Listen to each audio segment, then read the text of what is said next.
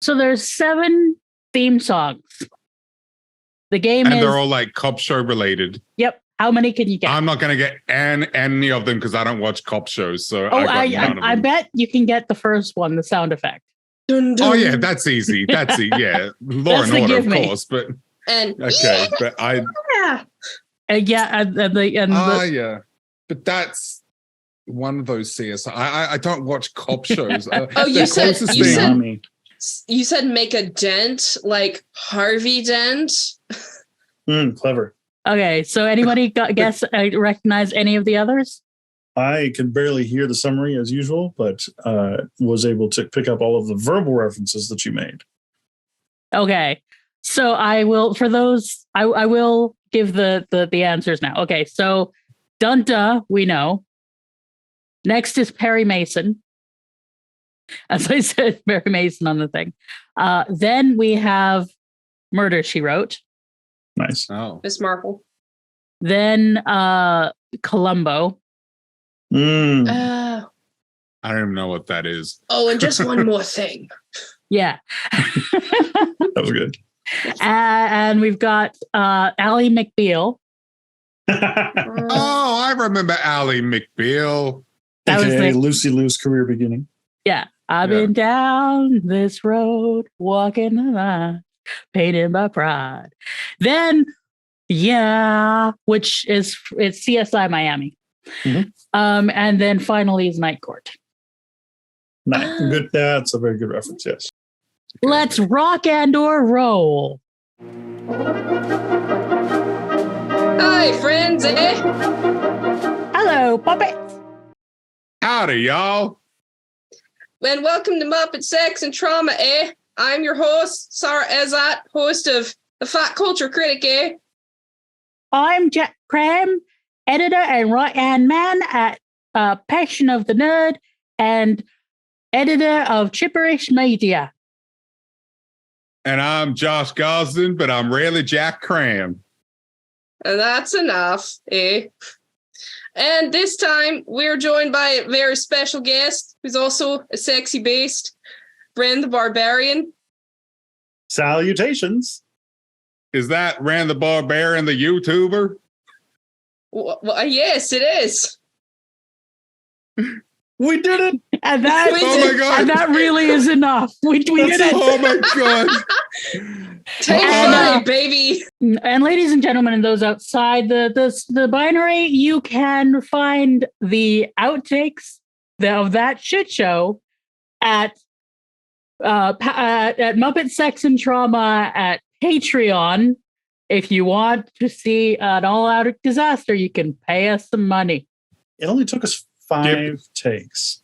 Imagine you're new to this podcast and you are not used to orange, and you're just confused. If this is your first time, holy shit! It only took 5 takes. We did great, guys.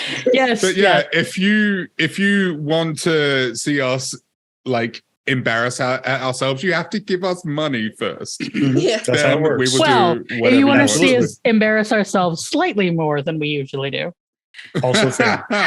Haven't you heard? Cringe is dead. So if our Freaky Friday didn't clue you in, this is Freaky Farscape Friday, otherwise known as Out of Their Minds. And we are going to go to a summary now. So everybody open the Dropbox. Open. Yeah. I'm ready to I've got it queued up. Okay. So 3, 2, 1. Out of Their Minds was written by Michael Cassette, this episode being his one and only credit for Farscape, and directed by Farscape regular Ian Watson. John is rudely awoken when Moya suddenly comes under fire from a ship helmed by the Halosians, a species that looks suspiciously similar to the Skeksis from the Dark Crystal. Zahn goes to the enemy ship and finds out that the Halosians attacked because they believed Moya to be the same ship that attacked them, Talon. Zahn tries to explain that Moya has no weapons, but she ends up being taken as a prisoner and the Halosians fire on Moya again. This time, something interesting happens. That's my body. I'm Eren. I'm Crichton. By the Hynerian gods, I'm not me. Yep, This is a body swap episode. Eren is in Rigel's body, Crichton is in Eren's body, and Rigel is in Jon's body. To make matters even more complicated, Dargo, Chiana, and Pilot have all switched bodies as well. Dargo in Pilot's body is overstimulated from being connected to Moya, but Pilot in Chiana's body is able to help him focus. However, Pilot seems to be rejecting Chiana's body, which means they need to figure out how to switch everyone back, and fast. The Holosians don't believe that Moya has no weapons, so Zahn suggests the captain, Tak, go aboard Moya and check for himself. As they dock, Rigel realizes Jon's body has a sudden matter to take care of. By the Hind Harry. God, that is good! Put this thing away. Oh! Yacht! Put it away and be careful, Sparky. Yaz, Tak's second-in-command, reveals to Zahn that Krace and Talon didn't really fire on their ship first and were only defending themselves from Tak, who actually attacked first. Zahn is relieved to know that Krace isn't using Talon for violence. Yaz tells Zahn that Tak is trying to register as many hostile kills as possible in order to evolve, or get promoted. Back on Moya, Jon in Eren's body is working to get the Zalbinian defense shield up and running again, when he suddenly realizes he has a golden opportunity to sneak a peek. Oh, come on, man. They're here. They're right here. Guys dream about this sort of thing. Rigel, posing as Crichton, takes Tak on a tour of the ship alone, and Tak suddenly gets ill, vomiting red slime all over the place. It turns out this slime has a mind of its own and acts as an acidic agent. It gets into Moya's defense shield conduit and begins breaking it down. When Tak returns to his ship, he informs Zahn that he's going to destroy Moya anyway. Zahn tries to convince Yaz to relieve Tak of duty and take his place, allowing her to evolve instead. Chiana, in Dargo's body, true to form, wants to flee Moya, and tries to entice Rigel in Jon's body to go with her. Rigel is uninterested, as he is desperate to get his own body back, since Jon's human body Is so what? Our girl Chiana, who can kiss, kick, or frel her way out of any situation, tries the latter with Rigel, while using the bodies of Dargo and Crichton. I'll rub you anywhere you like in the transport pod. Rigel is tempted, but ultimately unswayed. Moya's crew discovers the damage Tak's vomit has done and seeks to fix it, but another blast from the Holosian ship causes another body swap. This time, Eren is in Jon's body, Jon is in Rigel's body, and Rigel is in Eren's body. Chiana has transferred to Pilot's body, Dargo is inside Chiana, Phrasing. and Pilot has passed into Dargo, who has gone unconscious and won't wake up. The crew works out that the body switching must be a result of the Holosian ship firing when Moya's shield is at 62%, and if they can stand in the same positions as before, as the Holosians fire again with the shield partially down, they can switch one last time and be in their proper bodies again. Yaz finally decides to take Tak's place, but it turns out that birds of a feather flock together, as Yaz now wants to fire on Moya and finish the job her boss started. Zahn, who is a plant lady with no bones, finds a way to wilt her own hand and break free of her restraints, allowing her to knock Yaz out and take over the Holosian ship. Zahn makes contact with the others and they ask her to shoot them one more time. They almost don't get Pilot to his feet in time as Dargo's body is too heavy for Chiana's to lift, but everything ends up working out. Zahn's arm is recovering, but on the mend. Dargo shyly tells Chiana that I really enjoyed being inside your body. as Chiana and Dargo run off to study each other's anatomy some more, Eren good-naturedly teases Jon about what he was doing earlier while he was in her body, and reminds him that she was in his body too. So, thoughts? Holy shit, I loved it. I loved it. Appropriate response. This is by far the most fun I've had with Farscape so far. I think you guys might know because I've talked about this before, Sara and Josh. I'm typically not a fan of the Freaky Friday trope. That's why I don't like Witch and Buffy, because I just think it's been done so many times. But if you're gonna do it, this is how you do it. You make it fun. You make it funny, and I don't know. I just really enjoyed this trope here when I typically don't.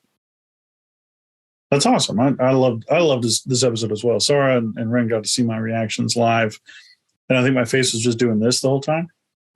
I'm once I watched the episode last night, I was like, God damn, I really wish I wasn't busy that day. I really, really wish that I could have been there with you guys, because that would have been so much fun. A recording of that is available for patrons right now. Wink, wink, Yes. nudge, nudge. I think my favorite part of not my favorite part of but my favorite aspect of the episode, we'll do a favorite part at the end, was how well every single one of them nailed Yes. Oh god, the other yes. two parts, because this was Freaky Yeah. Friday on steroids. This wasn't Freaky just Friday Jamie Lee, times Yeah. 2. this wasn't just Jamie Lee Curtis and Lindsay Lohan aping each Yeah. other's mannerisms. This was the entire cast of Law and Order switching with each other twice. Right. And like posture, facial expressions, Accents. like everything. It was Yeah. perfect. That was my Chiana. I kept watching it, thinking so much rehearsal would have went into it Mhm. for it to be this good. And it was so good. That there's even a scene, where Chiana's like holding her hands like Pilot. I'm like, holy shit, that is brilliant. Yeah. I think my favorite has got to be Anthony Simcoe's Chiana. Like he did her mannerisms down to a T, like the little like twitches and the leaning and stuff. Like it was so good, man. I totally bought it. It was amazing. I loved Ben Browder's T-Rex arms for when he's Rigel. Yeah. I think Claudia Black absolutely nailed both John and Rigel. Yeah, she has a really Yeah. good American accent. She does. Surprisingly good accent. Yeah. Ren, you requested to be. I said, "What's your season 2 choice to guest on?" And you said this one. Oh yeah. I You love a want to body tell them swap. why? Apart from me just loving the body swap scene. Well, yeah. I mean, the I'm have you anywhere you like in the transport pod scene. His gets me body every is time. so white. I fell off the couch at that line. That was so funny. I get it, Rigel. I also have a white body, and I also don't want to be it. Right, same. No, and I liked the equal opportunity voyeurism across the entire group. Equal opportunity perving. Yeah. Yeah, that definitely makes it. So, who wants to know a bit about how this was done? Oh, please. Oh, tell me. absolutely. Please Info tell me. dump. Please. A, the certain scene, well, one of the certain scenes came about because with this idea in mind, the writer asked Claudia Black, what do you think John would do if he was in your body? That's how we got the. So that, ladies and gentlemen, is how you do that with consent. And also, you notice that it's not voyeuristic. Like, we know what's happening, but it doesn't, Yeah. You don't feel like And the I pervert hate- in this scene. John is the pervert. Yes, absolutely. Yeah. And it is pretty true to life. I gotta say, like you can't, you wouldn't be able to help yourself. If your body Yeah. swapped in real life, yeah. I mean, I'm used to okay. having these things, and I still. There you go. And yeah. you know, like, you'd have to try the helicopter, wouldn't you, Ren? Like, See, I'm glad it's not just a guy thing, like being in a woman's body. I'm so glad that it's a mutual thing, because like Assign male at birth, people. Doesn't that hurt though? I mean, so does the shimmy if you do it that way. it doesn't hurt. No. It's not. I mean, there isn't a lot of G-force involved. And like, you'd want to try writing your name. You'd just like, I just and like 3 of us here are cis, and we're still like, yeah. You still try shit out. from a very young age, I thought, the first thing I'm gonna do is, ooh, boobies. I just have to. I'm so sorry. It's just true. They are kind of fun to have.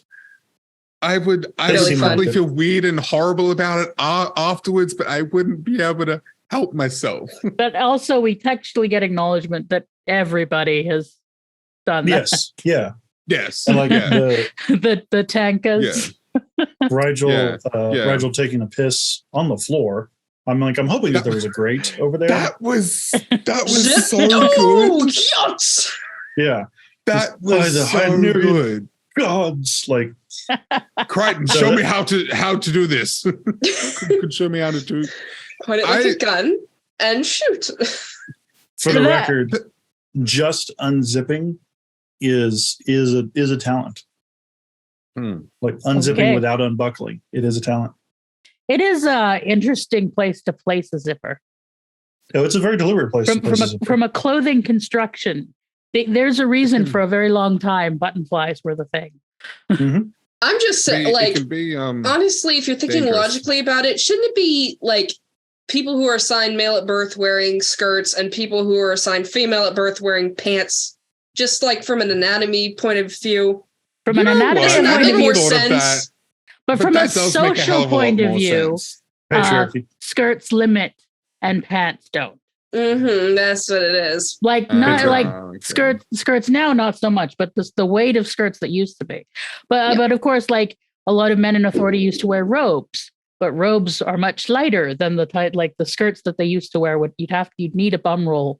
Like how men used to wear high heels, but their high heels were a lot more sturdy than the ones women have to wear. And they were actually, those were specifically for horse riding. They were for stirrups.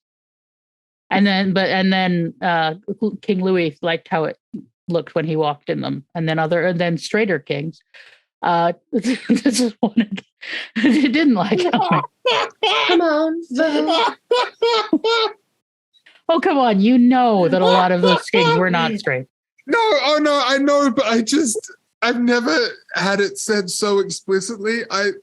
Dude, my God, King James, as in the King James Bible, King James was a fruit. A full fruit cocktail. And everybody knew it. He was very fond of young men. He once said, and I quote, Jesus had John and I have Richard. That sounds like the Beatles.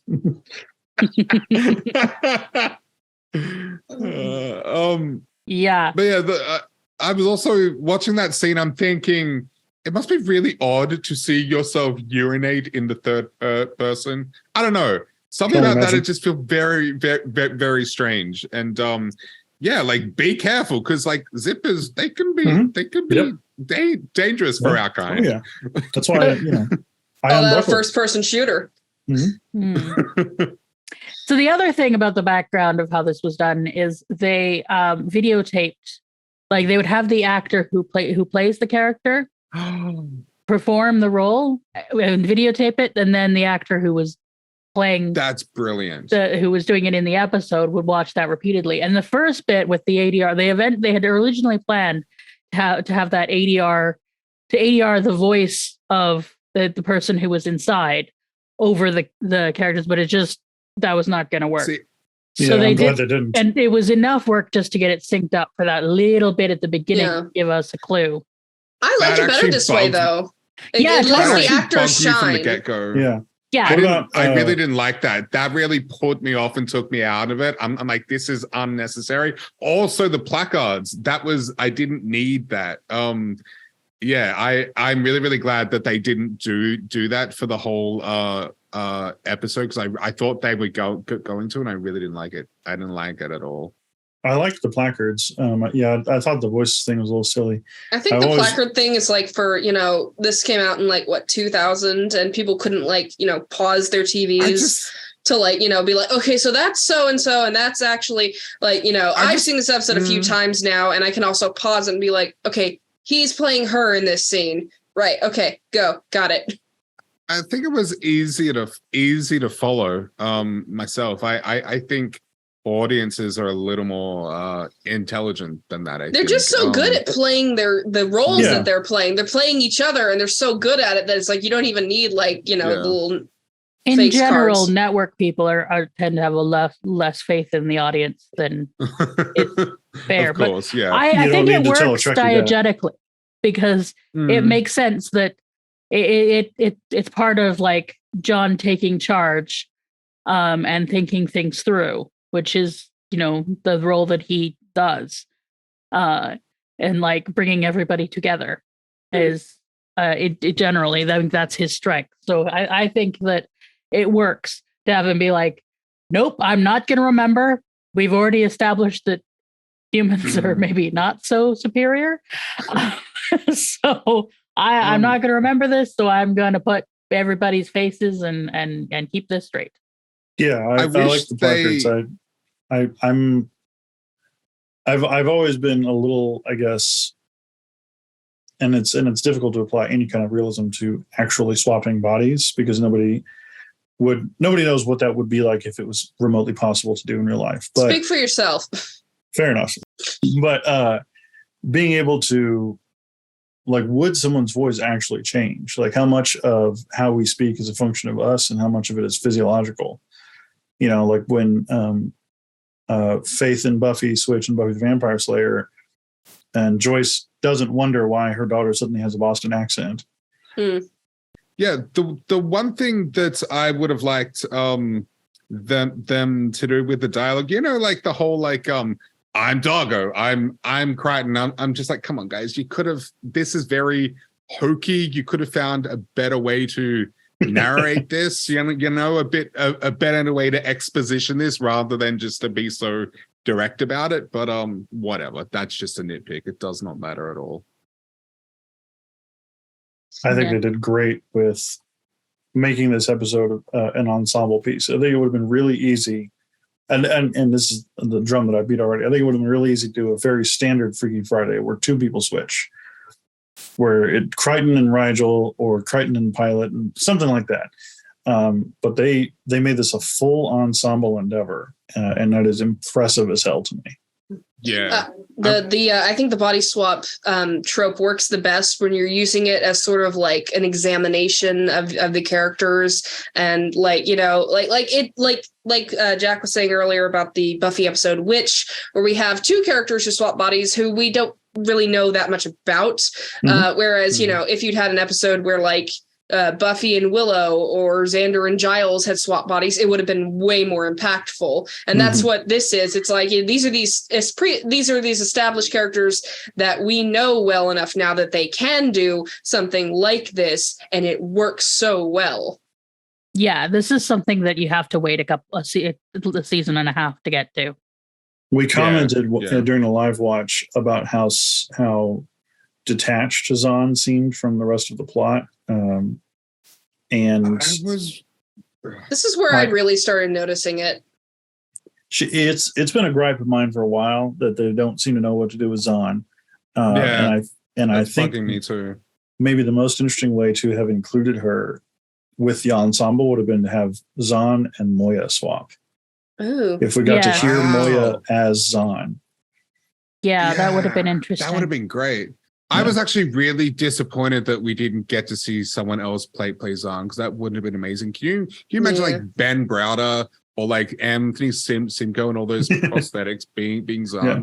That would have been freaking incredible. I really would love. I don't know if any of you guys are Doctor Who fans, but there's this episode of Doctor Who written by the great Neil Gaiman called "The Doctor's Wife," and it's basically the TARDIS like gets put into a woman, and for a whole episode we get to actually like interact with the TARDIS. The Doctor and his ship, who he's been with for so long, actually get to like talk to each other and interact, and it's great and it's lovely. And I wish we had that a Doctor's Wife episode with Moya. Yeah. It would be interesting to hear Moya speak. Yeah, that would have been great, actually. We are going to probably be revisiting the conversation about Zahn's participation in episodes in the next little while. Because I've expressed in the past how like they seem to be taking her down like a dark direction, which I was fascinated by, but then they just change course for seemingly no reason. And it's bugging me, because it's like, show me something. Don't keep changing your mind. Just do something. There is a reason. It's non-diegetic, and I will get to it later in the season. It's Doyleist, not Watsonian. I like Watsonian. Anyone want to explain the reference? I have no idea what that means. So means. it goes back to Sherlock Holmes. So there's, a lot of inconsistencies in the Sherlock Holmes canon. Sometimes there is a in-universe explanation. We call that a Watsonian explanation because it's given to us from the point of view of Dr. Watson. And sometimes also known as diegetic. Yes. And sometimes there is a out-of-universe explanation, like, Arthur Conan Doyle forgot that Watson had a wife or something, so he just doesn't have one in this one. And that's what we call a Doyless explanation or non-diegetic. Okay, cool. I get it. Yeah. Textual or metatextual. Yeah, I think there's a better episode to discuss that, but this season we had issues with the outside world interfering with life. So, with story. You mentioned a couple episodes ago they moved sets, and in between the courtroom and the methed out Big Bird ship, to me it's very clearly in the same warehouse. The Skeksis. Yeah. They are in fact, for those who are curious, they are in fact a tribute to the Skeksis. They are not the actual Skeksis puppets, because the Henson Company usually doesn't save their puppets after production. Sometimes they do, but often the pieces are recycled. But the production designer, who was, I've got it here, Dave Elsey, admitted that originally the Halosians were described as bird-like, and the first thing that jumped into his head was the Skeksis from the Dark Crystal. And he was friends with a guy called Lyle Conway who designed the Skeksis, and also apparently the plant from Little Shop of Horrors. And they did it as a cheeky nod that he never thought he'd get away with, which, I mean, it's less of a cheeky nod than like a nodding. If you know the Skeksis, and since you folks haven't seen the Dark Crystal, I will show you what the Skeksis look like. That should be like the next, special movie watch. This is what the Skeksis look like. I feel like I've seen that somewhere. Yeah, they're quite famous as puppets. It's like the Halosians are like, they're like, I don't know, more cousins. I was gonna say like burnt because they're black. Yeah, like they got left in the oven a bit longer. Did Virginia Hay voice one of them? Because one of them sounded exactly like her. You mean the second in command, Yaz? Yeah. She does sound like her a little bit, but it's not her. It's not. Okay. I didn't look it up, but I thought maybe she did voice her. I don't know if it is on purpose or not, but having Yaz named Yaz and having a swear word yachts uttered in the same episode, I went most of the episode thinking that the bird's name was shit. Did you get the thing? His name is Tack because he attacks people. Oh, my brain didn't register their names at all until we started talking about them just now. Okay, so I think should we discuss the separate characters, because I think we've got some interesting character journeys here. People exploring themselves as well as other people, while in out of their own minds. So should we start with Rigel? Because I love it. This is just like a full episode of Rigel taking L's. Yeah. And Rigel scheming. Rigel is gonna scheme. Of course he was gonna try and strike a deal. Rigel was very I don't know. A lot of the comedy came from him this episode, which is typical of Rigel. Yeah. It's like, why doesn't anybody ever listen to me? Yeah, there's comedy and that, like, why doesn't anybody listen to me stuff? But I think it's also interesting his sort of being tempted, but was recognizing that he, despite everything, wants to be in his body, and like how much he, it matters to him to take back the throne and to be himself. Mm-hmm. It's interesting, yeah, because you would think as an anthropomorphic like human body, it's much more mobile than he is, much more agile, but he still wants his own body back. So yeah, it's an interesting thought. He definitely.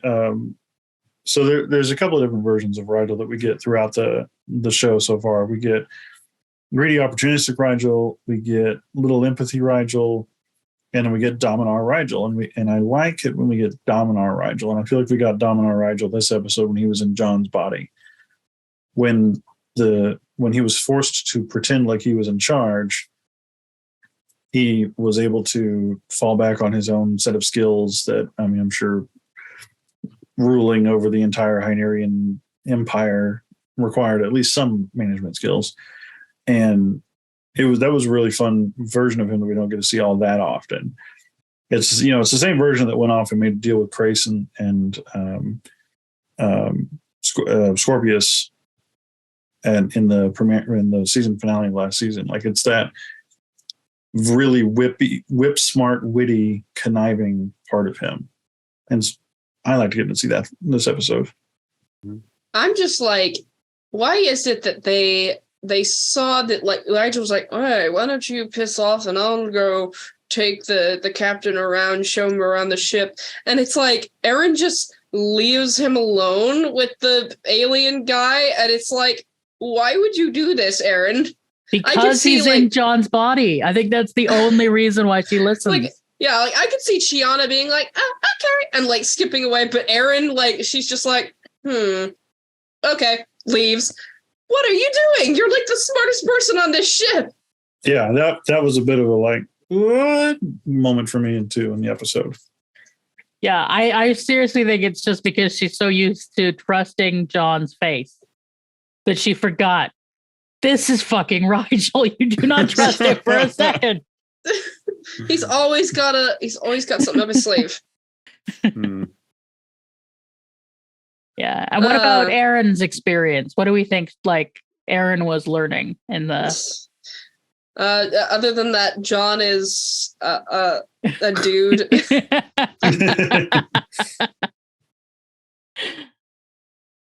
Yeah. Kind of an interesting experience being in a tiny little Hynerian body. Yeah. I don't know. I spent so much time just giggling and having a good time that I didn't focus too much on character arcs and whatnot, so I don't have a lot. Yeah, sorry, don't you know that theses are for 8th grade book reports?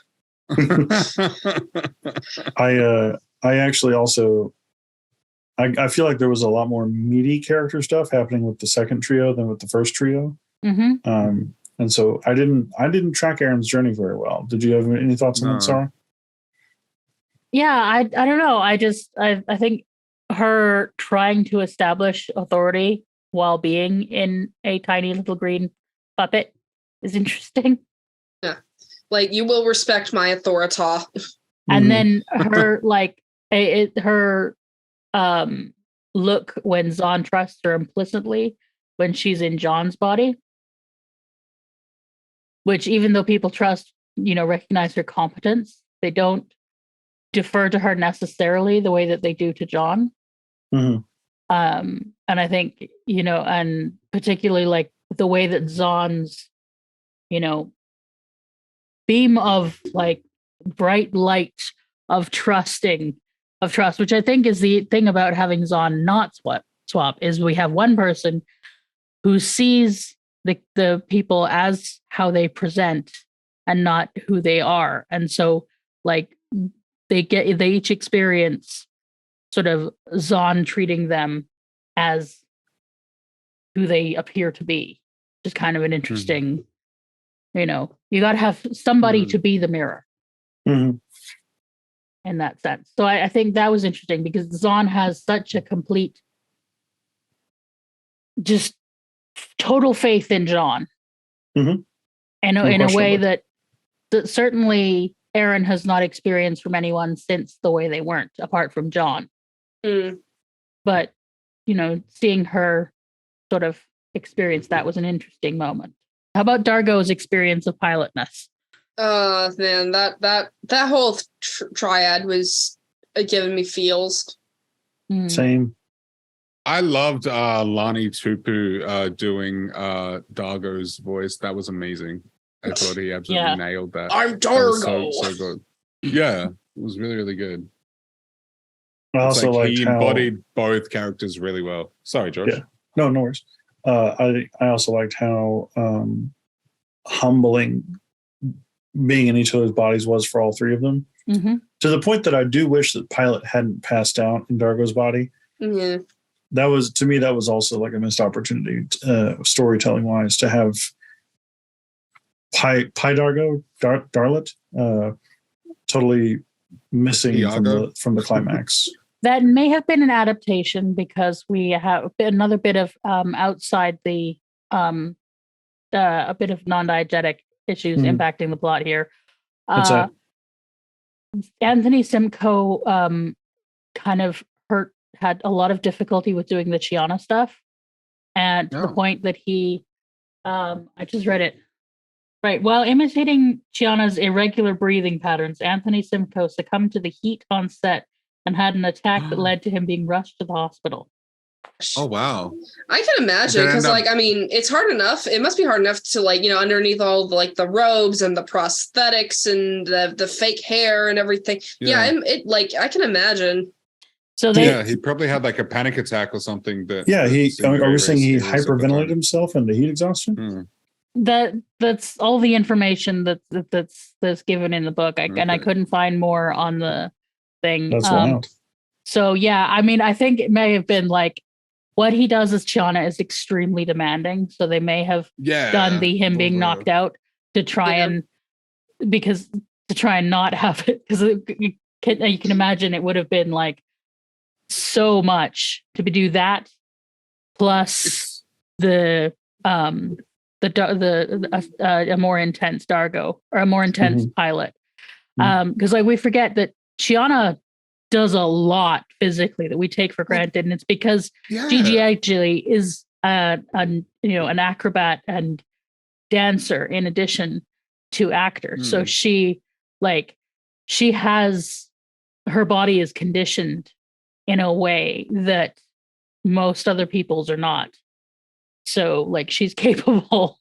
It shows you what she's doing, that she can do that on a regular basis. Anthony Simcoe does it for a day, of course, also under all that makeup, which is his prosthetics are different than hers, because she wears she has makeup, but he also has prosthesis. And of course all over his face. And this was filmed on film, which and before LED lights were a thing, so set hot studio lights beating down. So that's a lot. And it's funny because we kind of think of Dargo as the action guy, as the muscle, but when you really get down to it, are there actually a lot of action scenes with Dargo, or do we just know that he's this warrior, and so we just kind of put it in our brains that he's the action guy? What are you doing to me, Ren? His action scenes, Mandela effect. His action scenes tend to be quite choreographed quite straightforwardly. It's sort of Russian. It's based around the physicality that he does, the use of the size and everything. Yeah. So it doesn't have to be too elaborate. Because he actually, his performance as Chiana is probably my favorite, and so I'm even more impressed. That's why we're saving it. But you jumped the gun. That's insane. That's wow. Yeah, I'm even more impressed than I was before, given how much of a struggle it was for him. Wow. Yeah, he full on committed. Yeah, he nails it. Holy shit. Yeah, he's so. I really liked the initial exchange between from the first swap with the second trio. Keep track of this. Dargo in Pilot's body being just absolutely overwhelmed with sensory input and overload, and Pilot and Chiana's body being absolutely overwhelmed with lack of same. Mm-hmm. And both of them had this really like humbling experience of, how do you live like this? Like, how can you possibly experience the world like this? Yeah, they really gave us an empathy journey. Yeah, I think like it says something like about, I think it could say something about disability, Dargo and Pilot's body, being barraged with all these sensations, like all of a sudden, being an autistic person, I have experienced that. And it is not fun. And I just need like a break. I could not imagine like having to run an entire living ship with my mind. I would go insane. And with Chiana, I think I mentioned this on our live watch, that Chiana, Pilot in Chiana's body. It kind of reminded me like the way, he's like, I can't feel Moya. This is so strange. It reminded me a lot of the episode from Star Trek Next Gen when Deanna loses her empathy and she has to deal with being basically disabled. And everyone's like, no, you're fine. You can do your job. And she's like, no, I can't. I'm disabled. Mm-hmm. Season 4, The Loss. Oh, see, there we go, Josh. Josh is our Star Trek encyclopedia. Yes. But yeah, that scene between it's I think it's Chiana in Pilot's body. I forget exactly, but it's you've seen The Birth of Stars, yes, but I have no memories of love. It's Pilot in Chiana's body. That's right. It's Dargo in Pilot's body, I think. But that scene, holy crap! Like, wow. I think I love the idea that this has given them. Sorry, you sort of touched on it. That insight into each other's perspectives and their experiences, and empathy, as you said. It's a really great scene. I love that. Yeah, and we have the Skeksis. I'm just gonna call them Skeksis. Being like, being kind of, they're dropping the anvils about like, your code, it makes no sense. You care about people who are not your race. And we don't care about anybody. But like the buried in that weird cadence is like absolute, just straight up, here's the thesis. We are the no empathy people. Mm-hmm. Teach us about empathy. It kind of reminded me of Mad DNA Mad Scientist, when they just ripped one of Pilot's arms off and they're like, listen, deal with it. And it's like, Dargo, love him to death, but he doesn't have a terrible amount of like sympathy for other people, especially not Pilot. I think he probably thinks of Pilot as just an extension of Moya. And then this kind of allowed him to be like, okay, I get it now. I see you. Definitely. Yeah, and we are so quick to devalue other people's skills and other people's challenges, like just as people. And all our characters are alien, but they're coded as for human. And like particularly when it comes to issues like disability and such, like there is a tendency, and I know Jack can speak to that, with people and the phrase just any phrase that is just do this. I get this with weight loss. Ren, I'm sure we both get this on neurodivergence. If you just concentrate, how about you just meal plan? How about you just insert phrase? And just do yoga, just eat kale, just meditate. Have you tried having a positive attitude? Mm-hmm. Get I think people get wrapped up in their own perspectives and their own interpretations of other people's perspectives that they they lose sight of the actual perspective, you know. Yeah.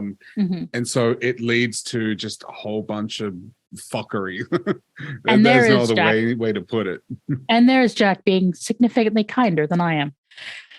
But like we all played around with joking that we were body swapping earlier, but like if we actually lived in each other's bodies and actually had to, you know, address accept the various different challenges that each of us have, we'd be at a total loss.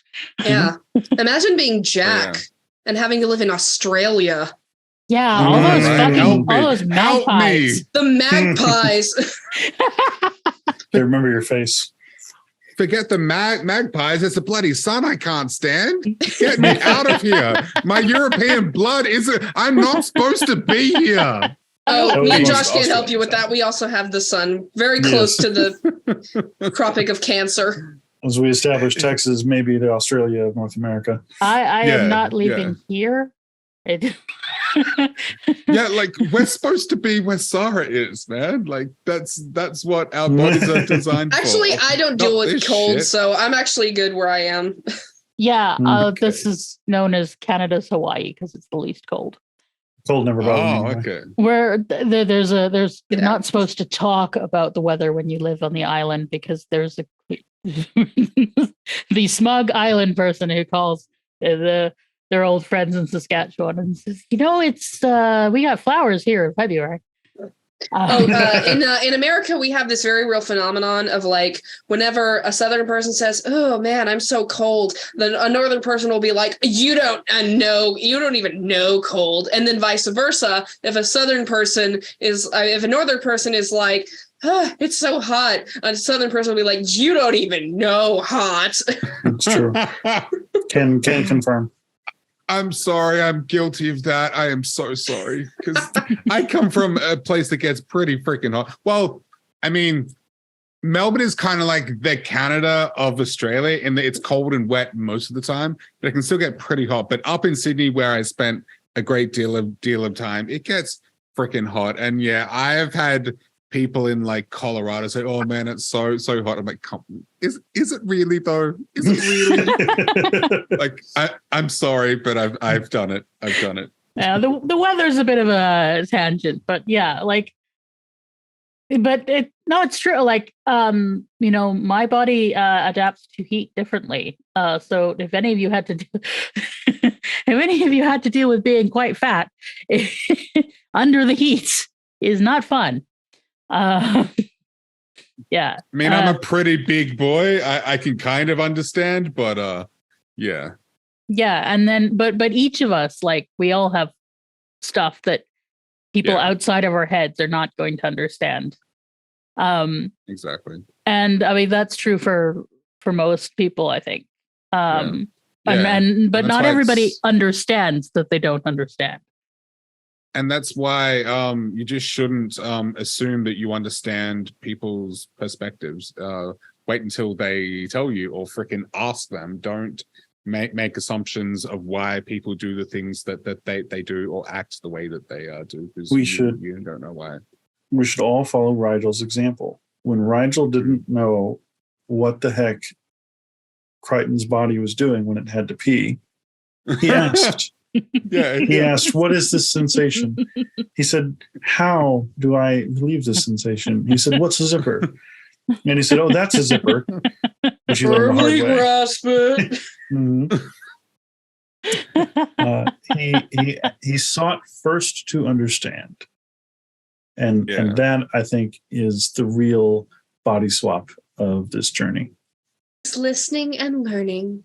Mm-hmm. And typical Farscape. Ladies and gentlemen, Mr. Josh Gosdin. My God. And typical Farscape, it comes through bathroom humor. It does, absolutely. Right. Yeah. Yeah. And a lot of sex humor too. Yeah. Did we... So is there any other character stuff we want to talk about? Did we talk about Chiana or John? I want to say one thing about Chiana. I feel like her wanting to bail out on the crew felt very out of character to me. I don't feel like she would have done that. Rigel, absolutely. Rigel's scheme, all that stuff. But yeah, she was in Dargo's body hitting on John. Rigel in John's body, and she's like, "Do you want to run away?" Like, I feel like she cares enough about the crew at this point and feels enough as a part of the family, I guess, that she wouldn't want to do that. But maybe that's just me. Well, there was the one, I forgot the name. It's the one where the ship splits into like different colors. Oh, yeah. I like that one. Where she was like, screw this, I'm out. And John was like, no, you ain't. Second episode. So I kind of agree, Jack, because the Technicolor Moya that you're describing, Ren, was Chiana's second episode. So of course she wanted to be like, yeah, fuck this, like I'm out. But at the point that they are right now, Rigel refusing to run to me was very believable and very in character. And Chiana wanting to run wasn't out of character. It was, to me, it was out of step with where the story is at this point. To me, it kind of felt like they didn't really know what to do with Anthony Simcoe as Chiana, except for the full range of motion. So they were like, well, we need to write him a scene where he's doing something. So they're like, screw it. Let's return to, second episode Chiana, where it's like, let's get the Frell out of here. But we've already had Chiana and her metaphor for addiction and suicidal ideation episode, where she was diving off the rock and everything. Right, but it's like that's when she actually left the crew, and they came and they brought her back in. So I agree, but for different reasons, Jack. I don't think that okay. It wasn't my favorite choice to make for her to want to bail out. Yeah, it's Doyleist reasons, not Watsonian reasons. It is sort of her emergency response is panic. Okay, I need to run now. But then she didn't keep trying people to come with her, and she didn't try to run on her own. So I think having I think it is part of her character and something she's working through. That we've seen a lot of bravery from her at this point, Yeah, and this felt like it was like spitting in the face of that kind of. And in the previous episode, which took place months before this episode, she was laying it all on the line to keep everybody together. Yeah, it's a tricky thing because I think it's one of those trauma lessons that you have to relearn is the not running. But I think the execution of that isn't always it doesn't always work. Like I think there are different kinds of threatened and different so I get it, but I understand the execution is a little bit not. I think an a different kind of execution might have been still a conversation between Chiana and Rigel and Dargo and John that could have turned fun and sexy, but about this is normally the part where I would run, but something was making me want to stay here. Do you think maybe they just wanted to write a scene where Dargo grabs John's bulge? Yes, 100%. And they're just like, let's run away together. Absolutely. And you have to give it to them for the year 2000 and not doing a no homo with it. Yeah. Yeah, there was none of that, was there? They just went for it. Yeah. Mm-hmm.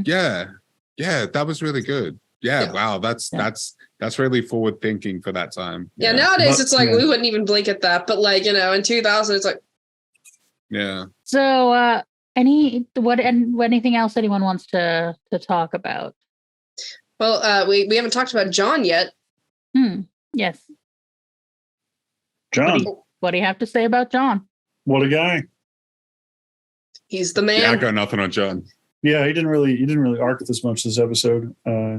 And from my perspective, I did appreciate that I liked the little bit at the end where Dargo and Chiana scamper off to be in each other's bodies again.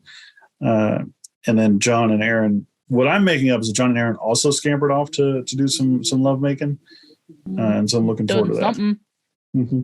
I love that Claudia Black did his grunts, like when he's like straining or climbing up something. She nailed it. It was so good. Aaron found out that everyone had fun being John. Yeah. Aaron found out that John is not the female of his species. Mm-hmm.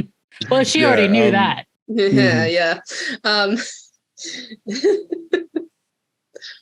Yeah. I will say Claudia Black does a pretty good American accent. I probably already said that. She does. Yes, she does. Yeah. But just also her inflections when she gets caught, like, you know, taking a peek. She's like, I'm a guy. Guys dream about this sort of thing. I could almost like believe that was just Ben Browder wearing a Claudia Black suit. Speaking about sexy stuff, though, Dargo at the end getting all hot and bothered over Chiana, I was like, same, buddy, same. Right there with you. Yeah, God, that it's absolutely adorable. I like being in your body. I mean, being in your body. I mean, I like your body. Yeah, it was cute, but I was like, damn.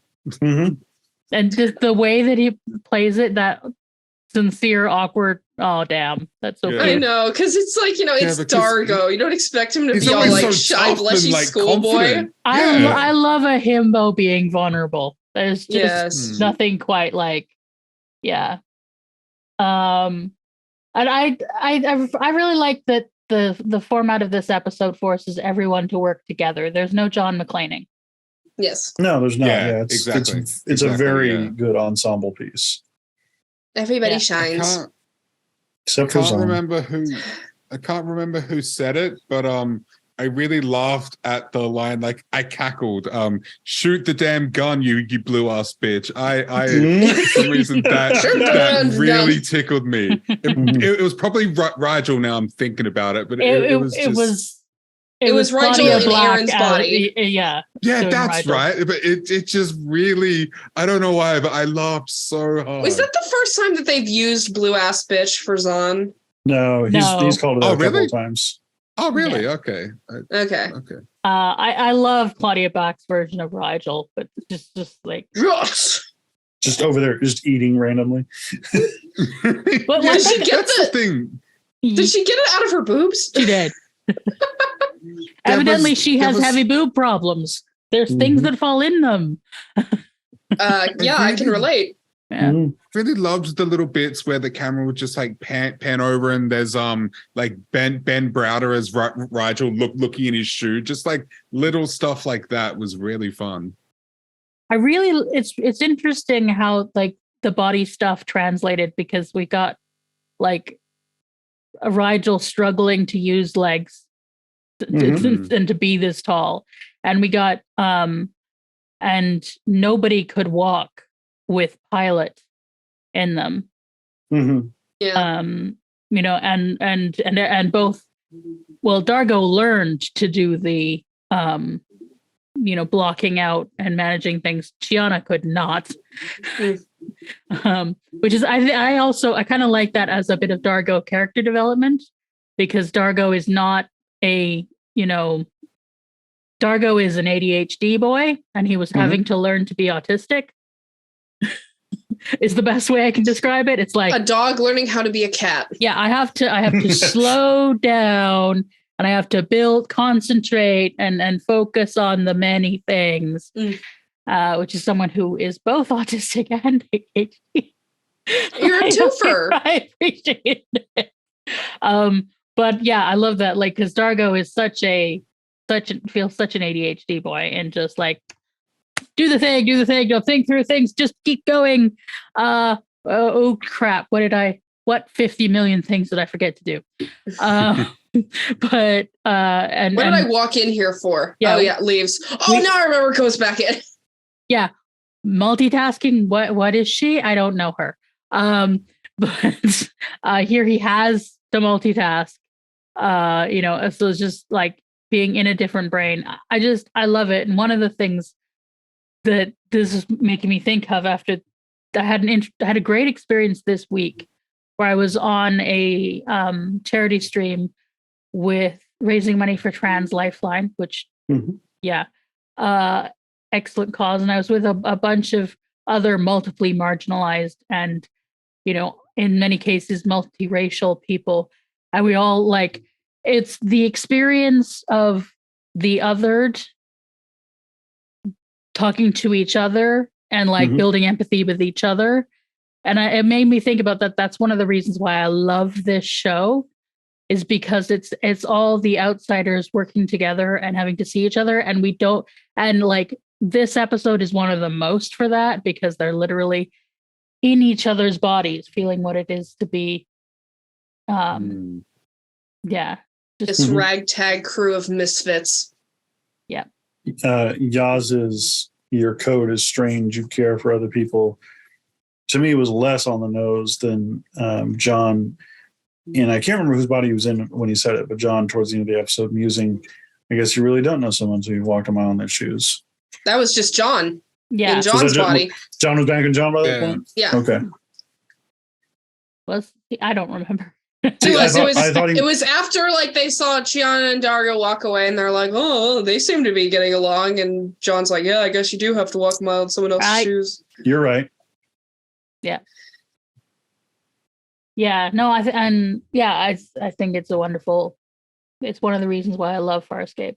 It's so good. So we didn't talk about the pavement pizza. Do you want to see vomit? Oh God! I decided that a radical change of tone was in order, so that I would comment on the Skeksis I haven't vomit. heard someone call it pavement pizza since the Teenage Mutant Ninja Turtles were live action. Josh, you look like you're drinking that vomit. It's like the same color. Yeah. I don't like red. It was indeed Jell-O, and how they achieved the effect was to film it upside down. Yeah. I actually did find it pretty gross. I actually looked away. I was like, "Oh, that's disgusting." Yeah, I very distinctly did not put any shots of the actual vomit in the like summary edits. Just sort of the heaving. Appreciate you. Yeah, some people have real issues with vomit. Yeah, emetophobia, I think it's called. I normally don't, but there was something about that just really grossed me out. It was pretty visceral. I normally find it pretty gross, but to me the Jell-O was so far away from what actual vomit is like that and like the fact that like after the fact when like Tak and Rigel are still talking, like he still got it all over his beak. Yeah. It was some really great amusements. It reminded me a bit of Shin Godzilla, and just kind of the way that they portrayed that monster, but like the dry heaving and the chunkiness of it, it was very well done in a very uncomfortable way. The way the vomit moved, it reminded me of the slime from Ghostbusters 2, which was probably filmed the same way, just turn it upside down. I wonder, well, I don't wonder too hard, but I wonder what in the holy hell kind of a thing that was. Like, did he swallow something before he left the ship? Can that species just vomit on command in a way that conveniently dissolves electrical conduits? Yeah, they didn't really explain like the vomit. He didn't say something to Yaz about like, "Don't worry, I'll bring our secret weapon on board." Yeah. It was just all of a sudden, I have kinetic vomit.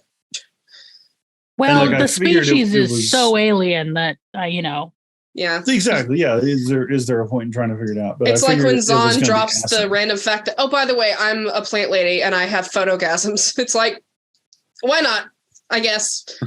Zahn's magic plant powers, and today we learned that she can photogasm. That she can degrow an arm. Yeah, it just deflates. Cool. Like they keep busting out these new powers and abilities with. She is a Swiss Army Delvian. Have you ever seen a wacky waving inflatable arm flailing tube man deflate? That's what the hand effect reminded me of. I mean, I think for 2000 CGI, it wasn't terrible. Josh has disappeared. Oh, there we are. I was totally deflated. That's all. Our own wacky waving inflatable arm flailing tube man. Hey, nailed it. Freaking nailed it. Wacky waving inflatable arm flailing tomb man. Wacky waving inflatable arm flailing tomb man. Wacky waving inflatable arm flailing tomb man. Woo! At least she did indicate that it was, that it cost her something, so it's not like a magical power she could use all the time. Yeah. Mhm. Yeah. And it's like it does make sense. She doesn't have bones. She just keeps piquing my interest, but then they don't really go anywhere. So it's a little frustrating. Yeah. It's kind of like how Superman is so overpowered, but like for some reason he doesn't use his powers all that much. It's like that, Right, but in a Superman 2 way where he just has these random ass powers. Yeah. Like he can I can throw my insignia on my suit at people and make it into like cling wrap. Or I can make people forget Yeah. There was a robot chicken bit where like after he does that to Lois Lane, he's like, hey, this could solve a lot of my problems. And he goes around smooching Lex Luthor on the mouth, Magneto on the mouth, Brainiac on the mouth, Darkseid. And then they all just show up in the Fortress of Solitude with like chocolates and flowers all infatuated. And he's like, now I have a new problem. Okay, so does anyone have anything else on the episode?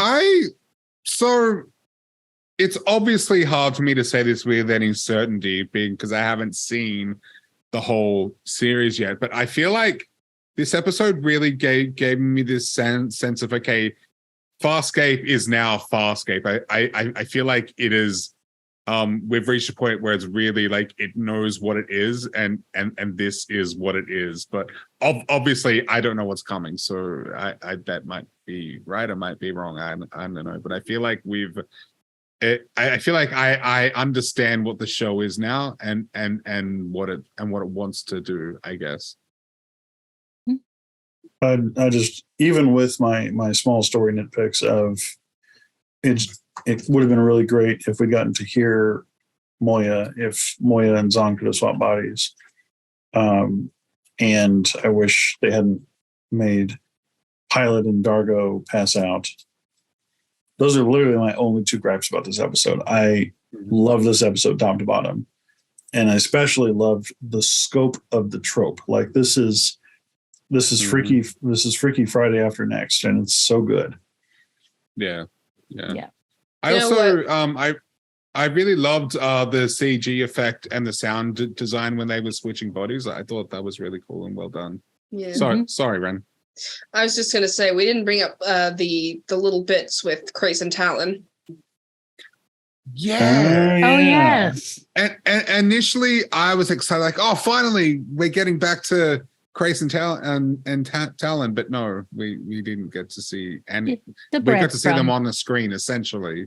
It is kind of like, I'm sure they've been wondering, like, oh God, what on earth could Krace be doing with Talon? And then it's like, they are presented with, oh, maybe Krace is using Talon to just randomly attack people, and then they're like, oh no, okay, he's fine, that's good. It's been such a huge gap now, because this is season 10? 2, episode 9. Yeah. I think. 9. And it's been a big gap since we've seen them, because it was either the finale or the first, or was it the first episode of this season? I can't remember. Well, it was like the first couple of episodes. Yeah. Mm-hmm. Oh, okay. Yeah. Yeah. It's just been a while. But I mean, like, it does say something about Krace that he's not just using Talon, for his own devices. It leaves me with more questions than answers, because I would have expected the same thing that Zahn suspected. And so now I'm wondering, what is Krace up to? And so from that perspective, I really appreciated the tease. I'm sure that all will be revealed. Breadcrumbs. Because it's television. These are breadcrumbs. You are being curious, having more questions is the appropriate response. Right. Yeah. It's like, what are Krace and Talon up to? Yeah, and that's what you want from any show, really, because that makes you want to keep watching. So yeah. So with that, is it time for favorite parts? I believe think it is. It is, Sarah. You know what? I really want to say one of the funny bits, because I loved them all, but honestly, it's got to be you've seen The Birth of Stars, yes, but I have no memories of love. That scene was beautiful and special, and I loved it. So that was my favorite. Good choice. Yeah, it's really hard to pick because I liked so many bits throughout the episode. But I think it's got to be Rigel taking a piss in the corner. Yeah. Well, we know what Josh is into. Solid choice. Ren? For me, undoubtedly, it's after they do the final swap back, and John is like, pretending to be Rigel and like to fake everyone out, and then he's like, kidding, it's just me, and like he and Aaron have this cute little like wrestling moment on the floor, and they're like, she ends up in his lap, and they're just giggling, and it's so sweet and adorable, and you wouldn't expect it from them, but I just love it, and I want more moments like that. Same. I got a hard choice. I got two because I love Dargo's little. I really enjoyed being in your body. I mean, not like I really like your body like that. I love that, but I think I'm gonna give it to Aaron's naughty smile at the end. Mm-hmm. Oh yeah, like just as a needle drop on an episode, it is that that shit-eating grin. Mic drop. Yeah, that is just, I adore her. She's my favorite character. She really is. Like, for all that I love Dargo and all the others, like Aaron has my heart. And that I just love. Yeah, you were in my shoes. I was in your pants. Yeah, that was a good one. Yeah. And the moral of the story is we are all perverts. Yes.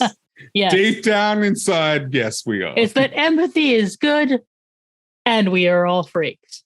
Yep. Yes. Absolutely. Apart from the asexuals in our community who are valid and we love them and have their own fun obsessions, I'm sure. Yes. Asexuals, some asexuals write the kinkiest fan fictions. I was going to say, aces can be freaks. Don't yes, count them out. Yeah. They can, but they're also aces who aren't. And they are all valid, every single one. Yes. Your freak or not freak status is entirely up to you, and we appreciate you all. This is going into a weird direction. Yes. We are doing the deep affirming affirmations with eye contact. We're way over explaining this. Whether you're a freak or not a freak, you're valid. To freak or not to freak? That is the question. That's not the question, because you're valid. This has been ASMR with Josh Gosdin. I just got real cult leader vibes there. That was God. Getting Keith Raniere up in here. I feel like I need a shower. Are we gonna go on a spaceship now, Josh? Are we gonna? No, never mind. Nope. Not going down there. So the next episode is called My Three Critons. Okay. Yeah. Anybody have any further guesses as to what My Three Critons might be? I think you made some last episode. I'm sticking with mine. Aaron is going to have John's babies, and it's triplets. I still think Crichton's going to be split into three, like in the replacement. There's going to be 3 Crichtons. We're getting Daddy Crichton. That's what I think. And then we will have the 3-parter of Look at the Princess. We'll be doing the first one, A Kiss is But a Kiss. Any predictions on A Kiss is But a Kiss? They eat a lot of Hershey's chocolate. Guest starring Gene Simmons. One's gonna get kissed somewhere. I'm sure it went somewhere. But hey yo, I just want your back it up, big shoes, and your kiss. Help me! I'm so sorry. Anyway, so join us in 2 weeks for My Three Critons. Yes, please do. Well, thanks for joining us tonight, Jack. Where can the people find you?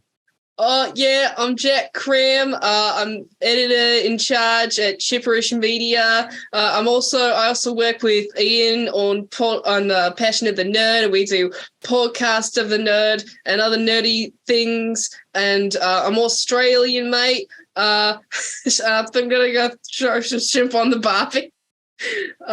And Mr. Josh Gosdin, where can we find you?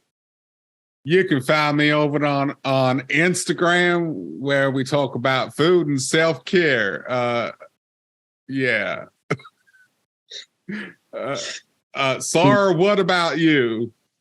Well, you can find me on YouTube at the Fat Culture Critic, where we talk all about the different ways that fat culture is portrayed in media, both positive and negative.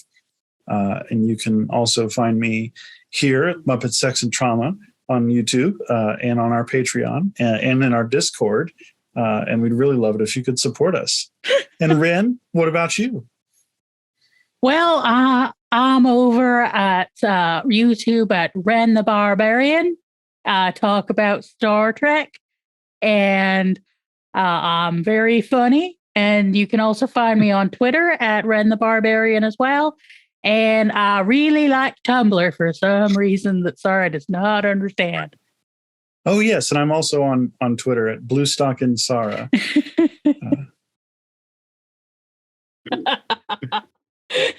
I can't get over you. I can't remember what you say after this. 4 people, not a single brain cell amongst us. I don't know what the hell's going on. I'm just smiling and waiting for it to end. Yeah, don't worry, folks. All the links that we forgot to mention, if anything we forgot to mention, will be in the doobly-doo and the description and on the screen. Thank you. And yeah. Besides, you hear. Can you imagine if this really was someone's first episode? Holy shit!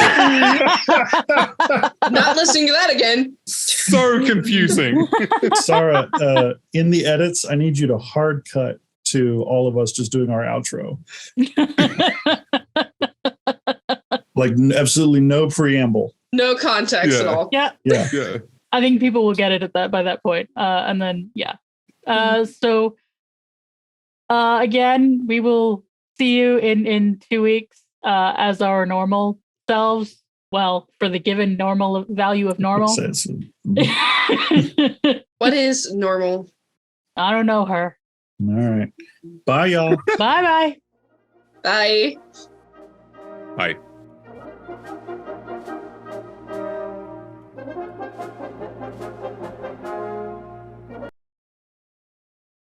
And I'll just pull out my book here. Yeah, that's what she does. Yeah, she has the companion, the compendium, the canapes.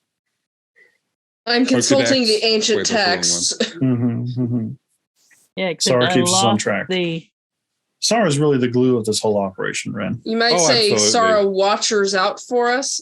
She does. She 100% does. If it wasn't for Sara, this shit would all fall apart very, very quickly. I'm blushing. Instantly. It's just the camera bleaches out all the color in my skin, which is why every time I look at myself on camera, like, this body's so white.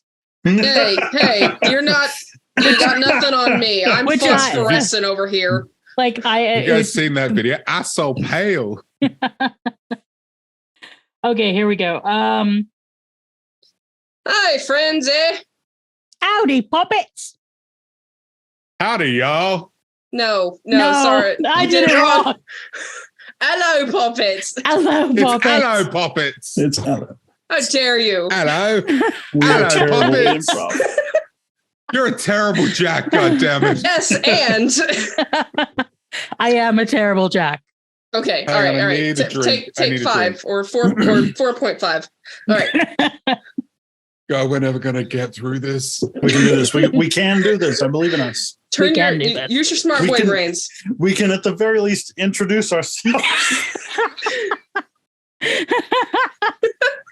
did a whole episode. We can do 5 minutes. Oh, we're gonna put the outtakes on Patreon. Absolutely, we are.